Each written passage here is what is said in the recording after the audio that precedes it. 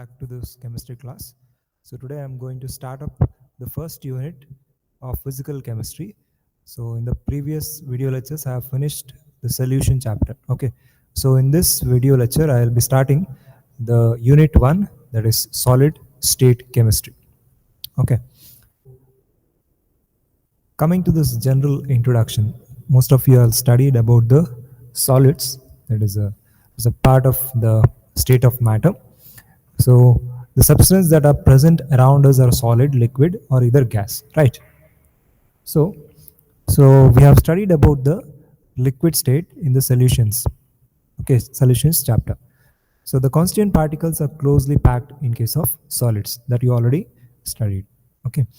So because of which the constituent particles are closely packed in solid state, so the molecules or the atoms or the ions, they does not move from its position. So they can only vibrate in their mean position, but they cannot move from its original position.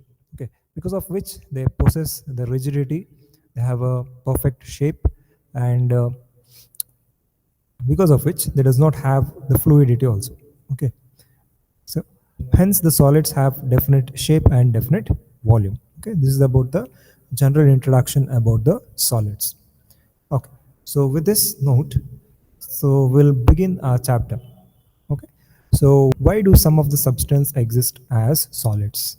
So when somebody asks you why some of the substance are exist in solids and why some of the substance does not exist in solid, sometimes the solids does not retain their solidity. They will convert from solid state to liquid state and liquid state to gaseous state. Okay, you must have seen. You can see, for example, you have solid ice. Ice is in solid state.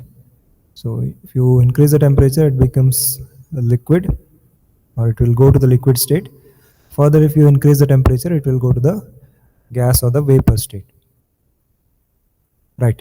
So why these things happens, or why some of the substance exist in solid state? It's basically because of the two reasons. Okay. So one is because of the intermolecular force acting between the molecules. So you have studied about certain intermolecular force in the first PUC, right? Van der Waals force, dipole-dipole force, dispersion force, hydrogen bonding, all these things, right? So if the intermolecular force acting between the molecule or an atom, okay, is strong, the intermolecular force is strong, then you cannot break this molecule apart, or you cannot separate the atoms. So they are found to be exist in a solid state. Okay, if the intermolecular force is strong, so they exist in a compact form and they are exist in the solid state. So once the intermolecular force decreases, the molecules or the atoms tend to lose its original position and they possess the fluidity. Okay, so this is one of the reason. Next is thermal energy. Okay, thermal energy also plays an important role here. So when the new bond is formed, many times I told you, when a new bond is formed between the atoms, energy is released, right? Energy is released. So once the energy is released, the molecules or the atoms, they become stable. So if you break this bond, or you're supplying the energy to this bond to break the bonds, so thermal energy has to be increased, right? So once you increase the thermal energy, obviously you can break the molecules, or you can separate the atoms apart, and due to which the solid state will be destroyed and it will come back to its liquid state or the vapor state. So in order to see a solid, or in order to see a substance in the solid state, its intermolecular force should be high and thermal energy should be low. Then only the molecule will be exist in solid state. Okay, if you vary this, then obviously the state of matter will change. Okay, so this is the basic thing about why some of the substance exist in solid and liquid state. So coming to the general characteristics of a solid. So here the constituent particles are very closely packed. Okay, as I told you, the intermolecular force is very strong. So that's why the constituent particles constituent particles. Which are the constituent particles? Either the atoms, molecules, or ions. So all these are constituent particles. So they arranged in a well-defined or regular manner, and also the intermolecular force is very strong. So that's why they have the rigidity. So due to which the density is also more, because the molecules are more compactly packed, hence they have high density. Okay, density is nothing but mass by volume, right? Mass by volume, right? They possess definite shape. Okay, so because of this regular arrangement, the solids possess a definite shape and also definite volume. So they are incompressible. Solids are incompressible because already the molecules are arranged in a three-dimensional space in a regular manner, and also the intermolecular force is strong, and due to which you cannot compress a solid. Okay, so this is about the general introduction about the solid state. So coming to the classification of the solids. So generally the classification goes like this. The solids are being classified into two different types. One is crystalline solids and amorphous solids. So in your practical classes, you must have did the preliminary test. So when you are doing the preliminary test to identify the state of the solid, you must have done like this. You have taken the solid between the fingers and you rub the solid. So to find out whether the physical state, whether it is a soft or if you feel a roughness between the fingers. So in your practical classes, you must have seen the solid. There are two types of solids, right? So how did you differentiate these?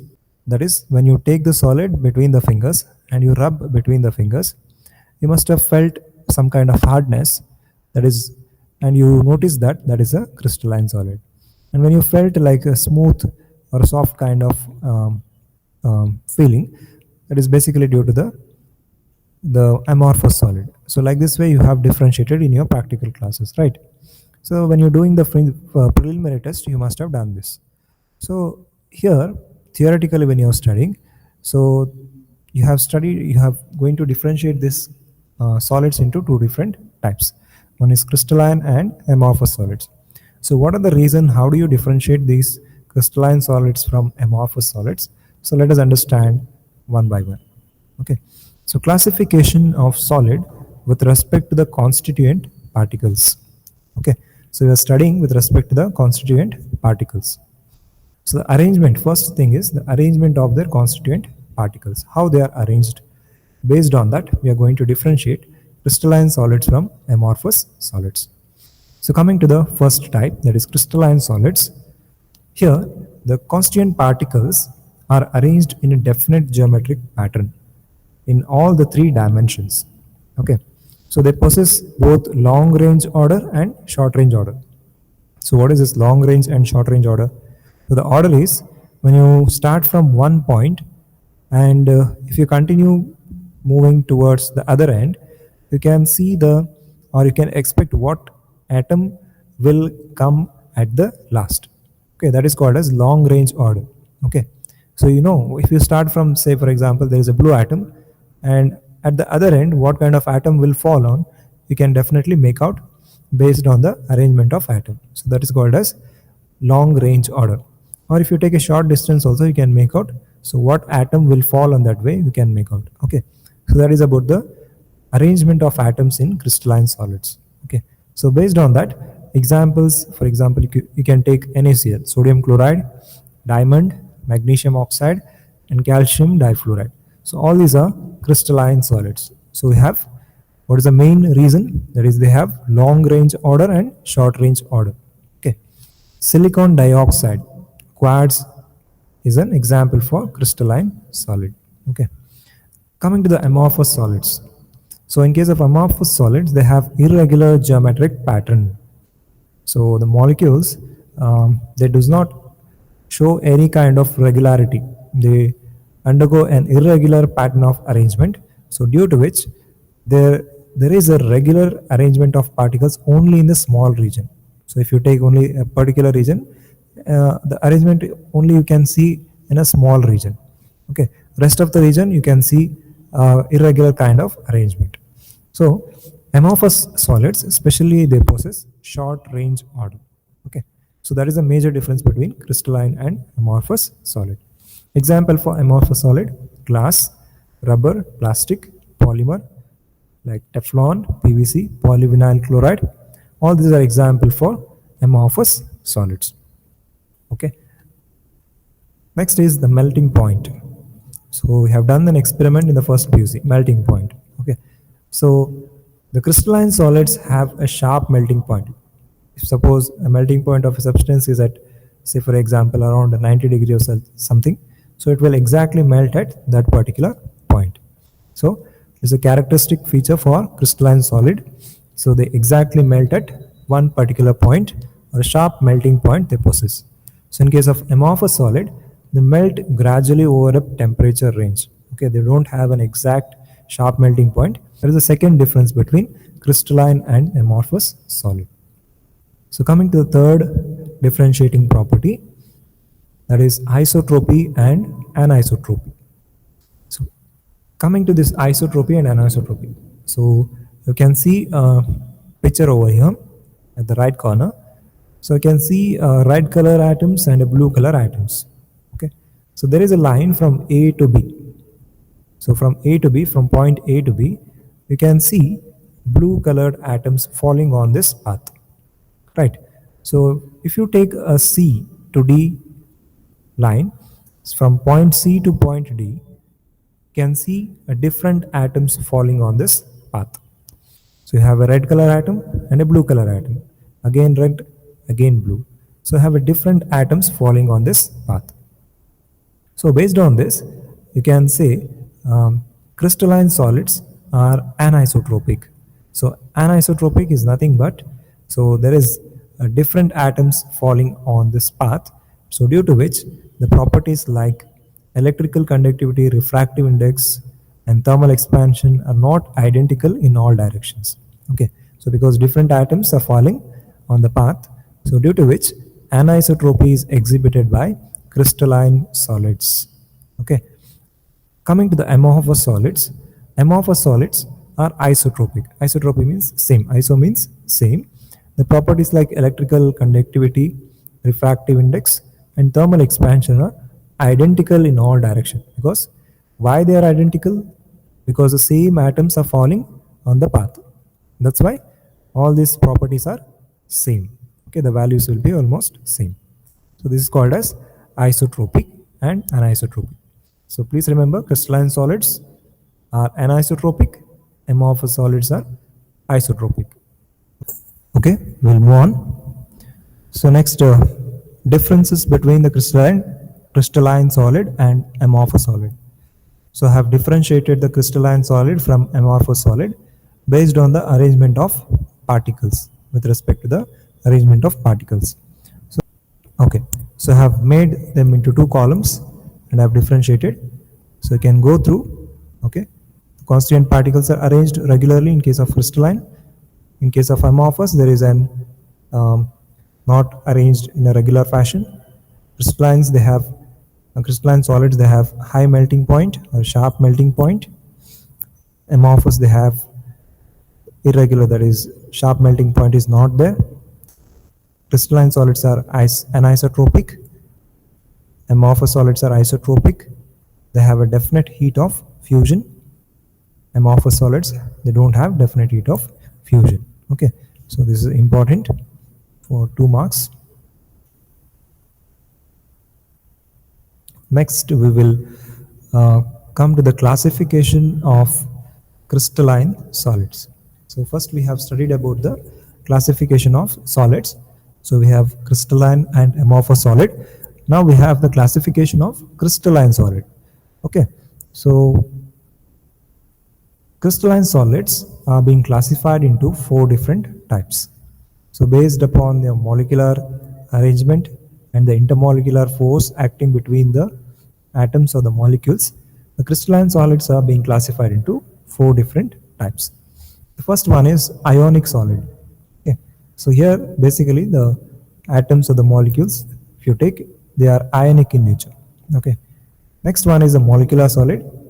The constituent particles are molecules. Next is covalent or network solid. Fourth one is metallic solid. So each one of the types of crystalline solid we will discuss. So in case of molecular solid, especially there are three more types. One is polar molecular solid, non-polar molecular solid, and then hydrogen bonded molecular solid. Okay. So coming to the first type of solid, that is molecular solid. First we'll discuss about it. So in these solids, the constituent particles are molecules. Okay. So what are molecules? So molecules are the group of atoms, right? So in these types, the molecule is the constituent particle. Okay. Molecules are the constituent particles.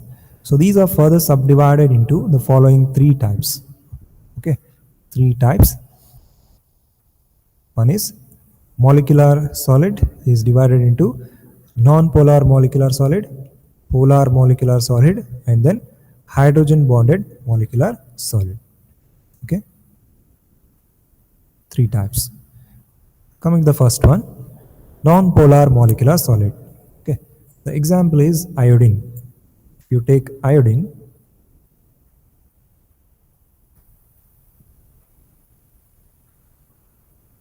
in case of iodine molecule, there is no polarity, so it is a neutral species. So it's at a very short moment, there is a dispersion of charge takes place. Okay. So one side the positive, one side the negative, slightly negative charge it will possess, and another side slightly positive charge it will possess because of the slight distraction of the electron charge cloud towards one side. Okay. So due to which a polarity or a dipole is created in the molecule. Polarity is created. So due to which the molecules uh, form a non-polar covalent bond. Okay, they form a non-polar covalent bond. Okay, this is the positive. This is a negative sign of this one iodine atom will form a bond between another iodine molecule. Okay, okay. So due to which the atoms of the molecules are held by a weak dispersion force. Okay, I told you there is a weak dispersion or London force. This charge separation is not permanent, it is a temporary. Okay, so these solids are soft and non-conductors of electricity. Okay, they don't conduct any electricity. Example is argon, helium, iodine, H2, chlorine, and then iodine gas. Okay. Next type is polar molecular solids. So in case of polar molecular solids, the constituent particles are polar molecules. So you know that polar molecules possess permanent polarity. You take HCl,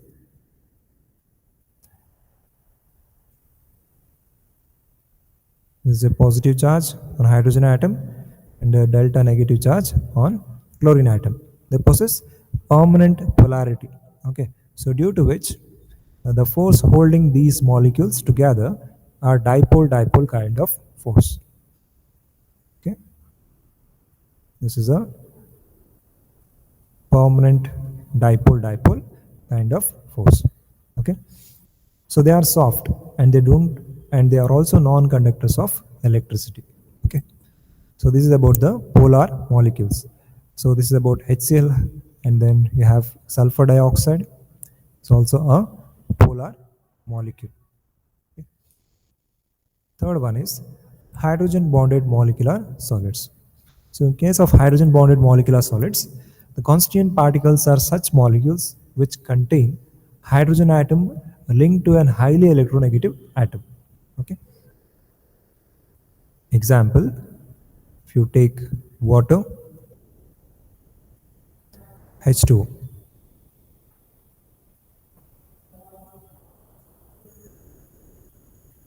Okay.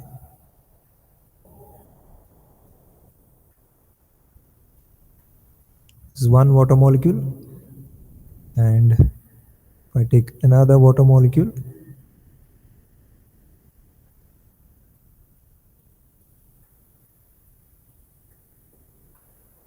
okay, so between an highly electronegative atom, so oxygen is highly electronegative, and an hydrogen atom, okay, hydrogen atom of one water molecule and a highly electronegative atom of another water molecule, there is an bond formation. So this bond is called as hydrogen bond.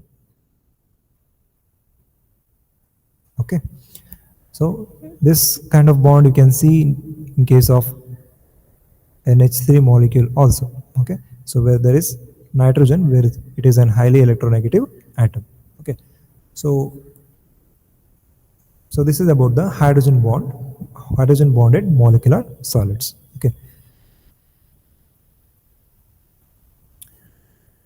Next type of crystalline solid. So till now, whatever the three types we discussed, it's about the molecular solid. Next type of solid is ionic solid. So in case of ionic solid, so the constituent particles are positive and negative ions. That is either cations, and anions. Both will be present. Say for example, you have sodium chloride. Na plus is the positive or the cation, and Cl minus is the anion. Okay. Cation is Na plus, anion is Cl minus. So these ions are held together by a strong electrostatic force of attraction. So they are held together by strong electrostatic force of attraction because of the opposite charges. So because of strong electrostatic force of attraction, they have high melting point and boiling point. So because of this strong electrostatic force of attraction, obviously the high melting point and boiling point will be exhibited. So here the ions are closely packed, and hence ionic solids are hard, however they are brittle. So some of the examples are sodium chloride, lithium fluoride, and zinc sulfide. You can see the picture over here. So how they are arranged regularly. Okay. Coming to third type of crystalline solid, that is covalent or network solid. So in case of these constituent particles, in case of covalent solids, they are non-metal atoms linked to the adjacent atom by covalent bonds throughout the crystal. So these solids are very hard and brittle. Okay, because of the covalent bond, they are hard and brittle. They have extremely high melting point. Okay, and they are also insulators and not a good conductors of electricity. Okay, so example is diamond. You can see, so basically it is formed by the carbon atoms. Okay, so here in case of diamond, the carbon having tetrahedral structure,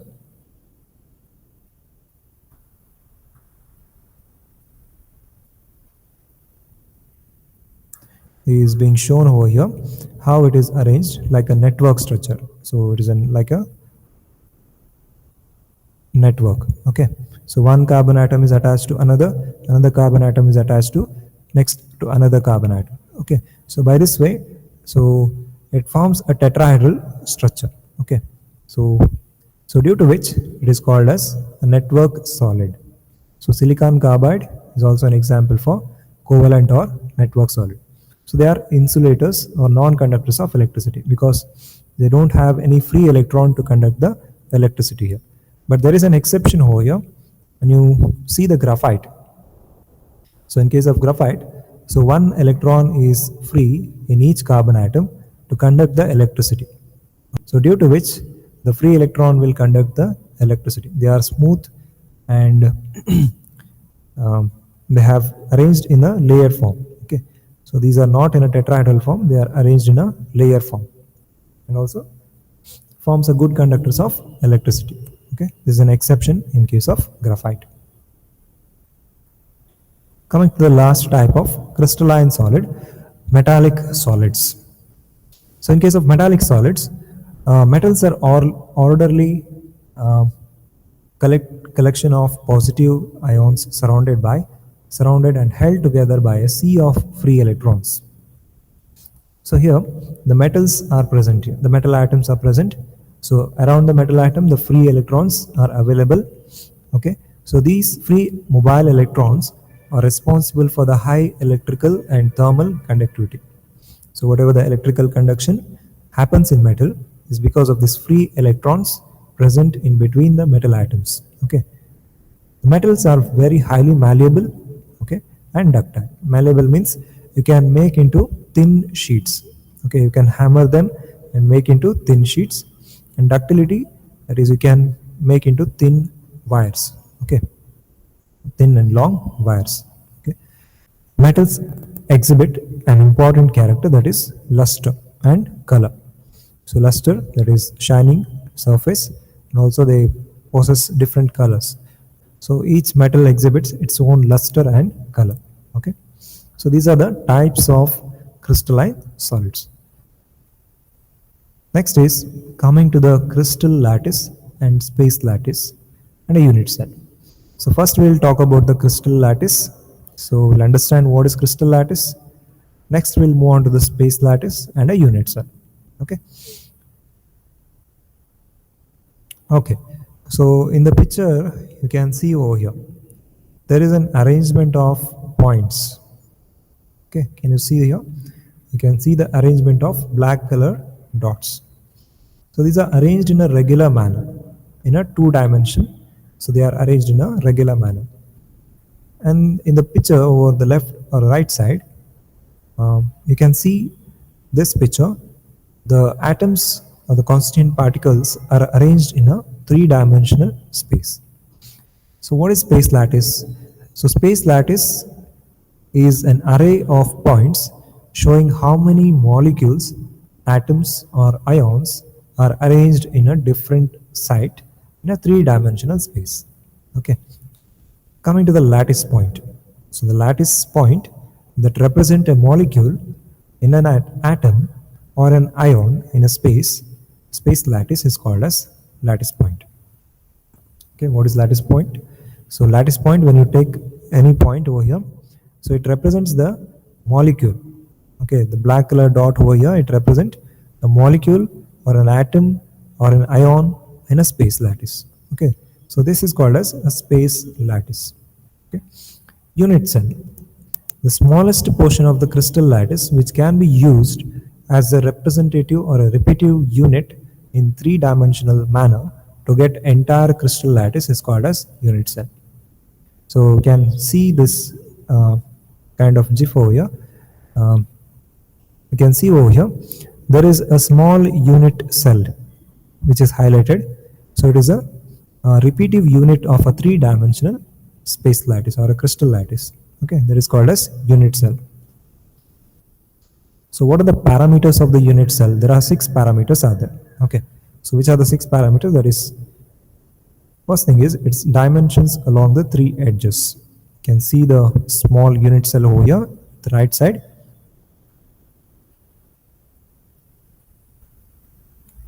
You have length A, B and C. Okay, it's dimensional in dimension along the 3 edges, that is A, B and C. Okay, that is the length of the unit cell. Okay, and the angles between these edges. Okay, so between P and C, between B and C, you have the angle alpha, right? Alpha is the angle. So between A and C, you have angle beta, and between A and B, you have gamma. Okay, so have 6 parameters. That is 3 edges, edge length A, B and C, and 3 angles alpha, beta and gamma. So these are the 6 parameters which an unit cell possesses. So important for 2 mark. Okay. Next, coming to the classification of unit cell. So unit cell is being classified into 2 different types: primitive and non-primitive unit cell. Okay. So coming to the primitive unit cell. So why it is called as primitive?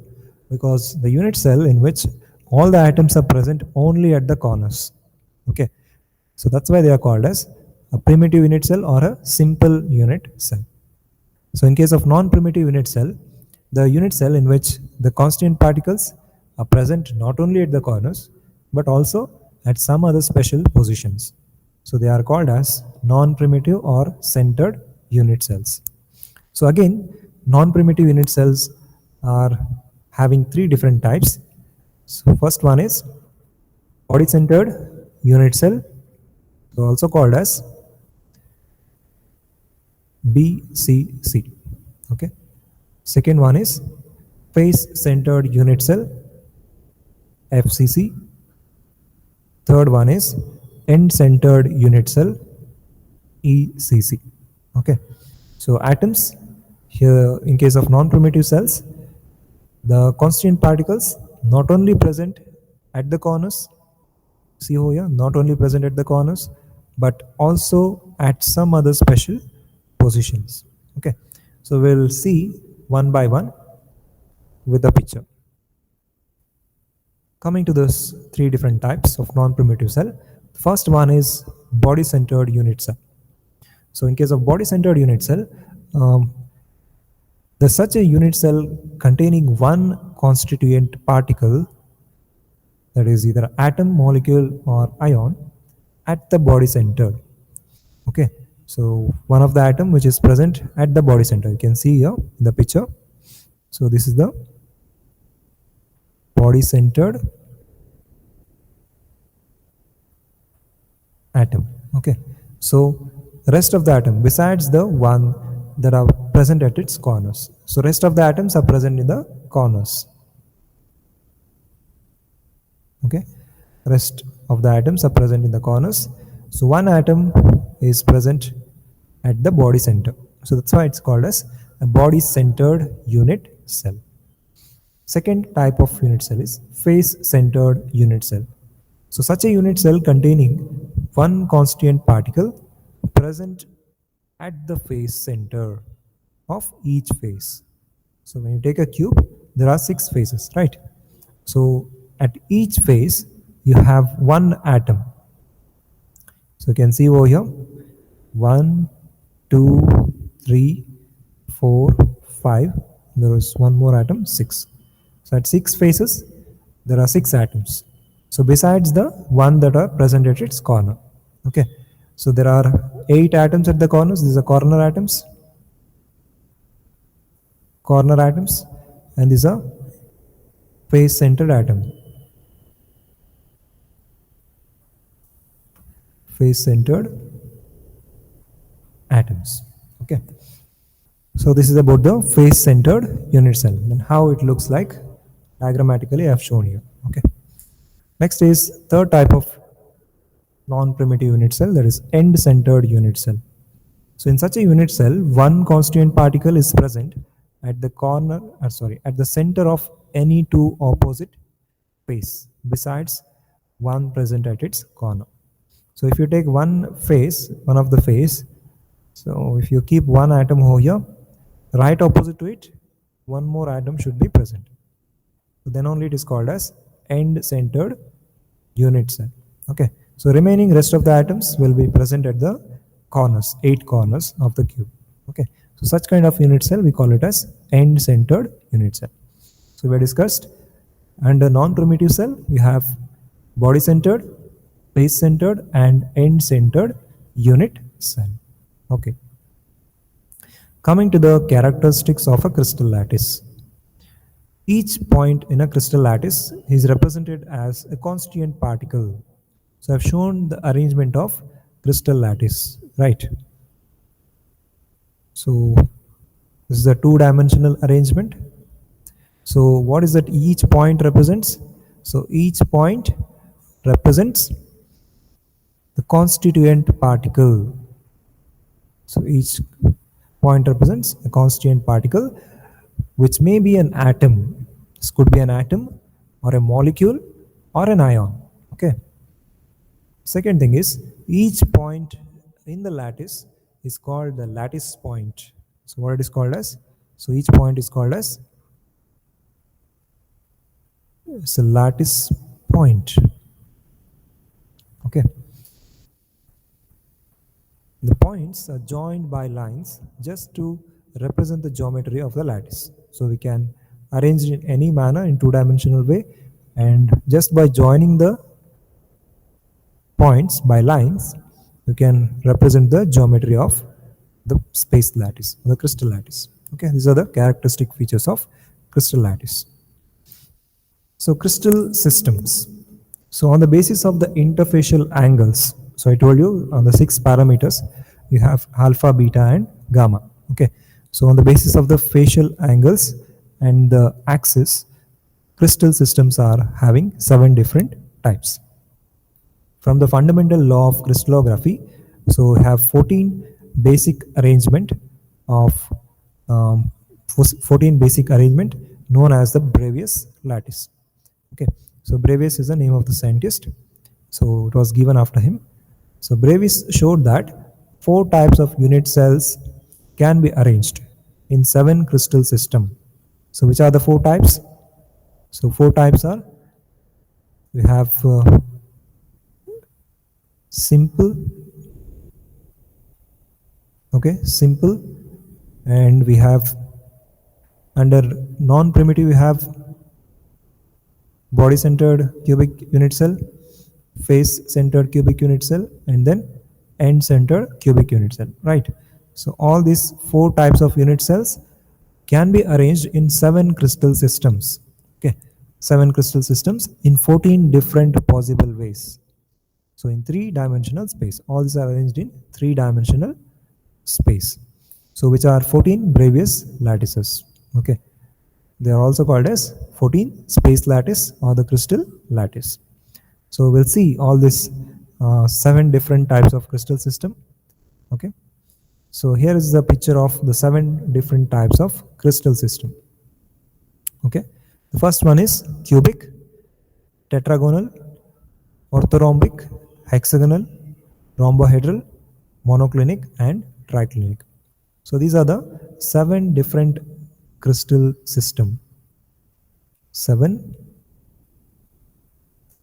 crystal system. Okay, all the 4 different types of unit cells are arranged in a 7 different ways. Okay, or the 7 different crystal system, and they are having 14 different types. They are called as all these 14 different ways of arranging the crystal system. It's called as Bravais lattice. Okay, so you can see under cubic, when it comes to the first one, under cubic, we have 3 different types. One is, it could be a simple cubic unit cell. Okay, when it comes to the cubic unit cell, you have simple cubic unit cell or a FCC or a BCC. Okay, so there are 3 different types. So tetragonal, when you take, you have 2 different types. Either it could be primitive or body centered. Okay, 2 types. And rhombic, you have 4 types. Hexagonal, 1 type. Trigonal, 1. Monoclinic, 1. And then triclinic, 1. When you add all these things, so you'll get 14 different crystal system. Crystal system. So these 14 different crystal system is called as Bravais lattice. Bravais lattice. Okay. Okay. The 4 different types of unit cells are arranged in 7 different crystal system or 14 different crystal lattice is called as Bravais lattice. Okay. Coming to the calculation of particles which are present in a unit cell. So we have under non-primitive unit cell, you have 3 types, right? One is BCC, FCC, and then ECC.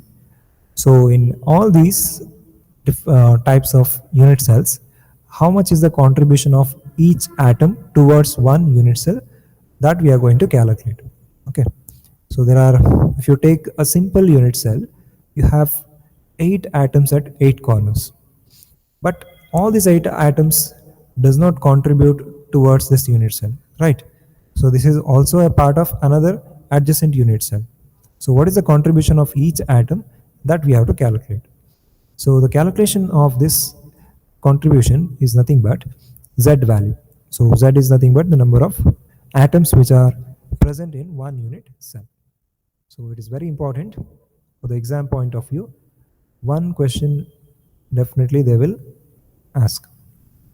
Okay, for 2 mark.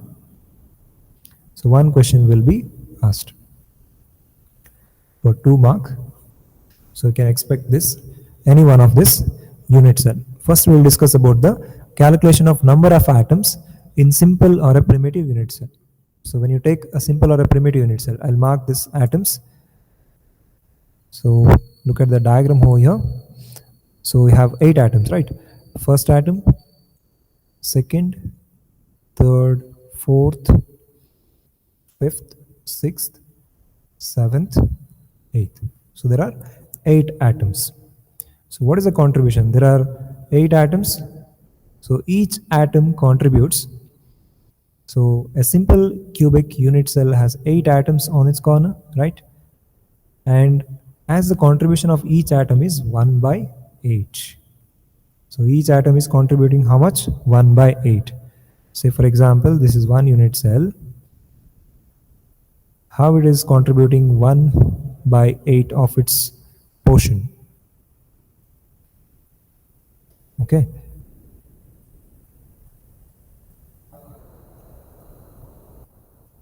Okay.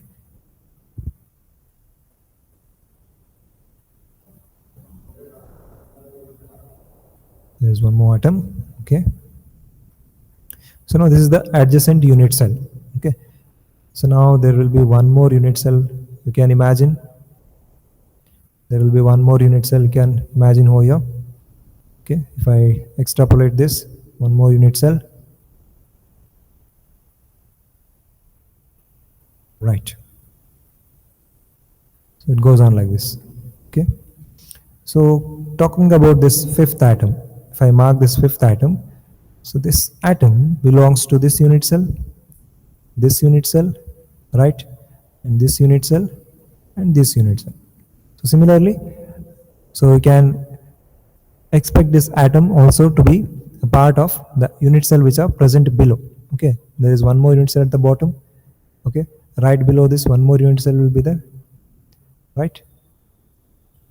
Okay, I have not drawn this unit cell which are below this. Okay, so total it is being shared by 8 unit cells. 8 unit cells. Okay, so due to which the contribution of each atom in the primitive unit cell is 1 by 8. So therefore the number of atoms present in a unit cell is, how to calculate, that is 1 by 8 is the contribution of one atom into how many number of atoms? 8 atoms. So it will be 1 atom. So in a primitive unit cell, the contribution is 1 by 8 and the total number of atoms present in a primitive unit cell is 1 atom. Okay. Coming to the second type of unit cell, that is body centered cubic unit cell. So in case of body centered cubic unit cell, one extra atom which is present at the body center. Okay. One extra atom will be present at the body center. So remaining atoms 1, 2, 3, 4, 5, 6, 7, 8. 8 atoms at the corners. These are corner atoms.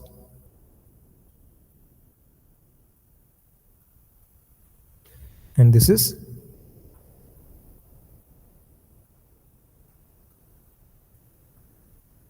body centered atom.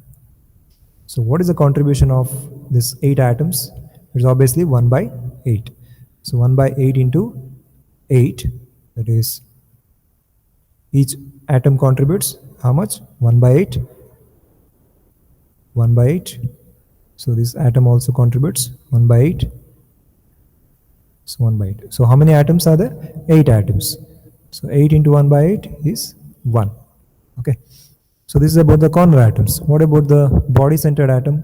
So it is not being shared by any of the unit cell.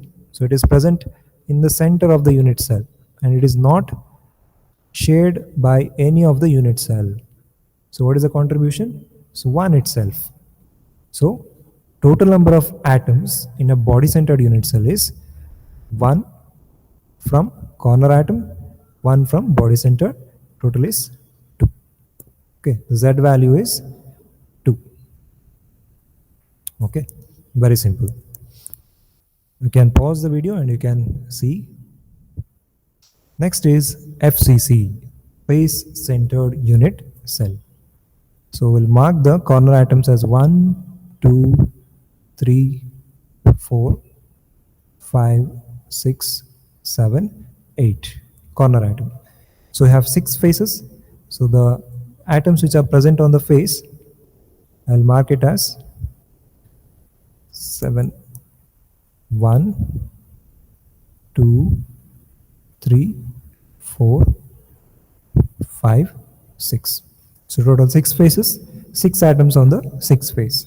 So and this each corner atom contribution is how much? As I told you before, corner atom's contribution is 1 by 8. So each atom's contribution is 1 by 8 towards the unit cell. Okay. 1 by 8. 1 by 8. Okay. So how many corner atoms are there? 8 atoms are there. So 1 by 8 into 8, it is 1 atom. Total contribution is 1 atom. So what about the atoms which are on the face? So each atom is being shared by 2 unit cell. Okay. So the contribution is 1 by 2. So how many atoms are there? 6 atoms are there. So 1 by 2 over here, 1 by 2 over here, 1 by 2, and this is also 1 by 2, 1 by 2. Okay. So the contribution is 1 by 2. There are 6 atoms. Total atom is, so 1 by 2 into 6, 3 atoms. So number of atoms present in the unit cell is 4 atoms. Right. So this is the calculation of Z value. Z is 4. For what? FCC. Okay. So I'll stop here and I'll continue in the next class. Thank you.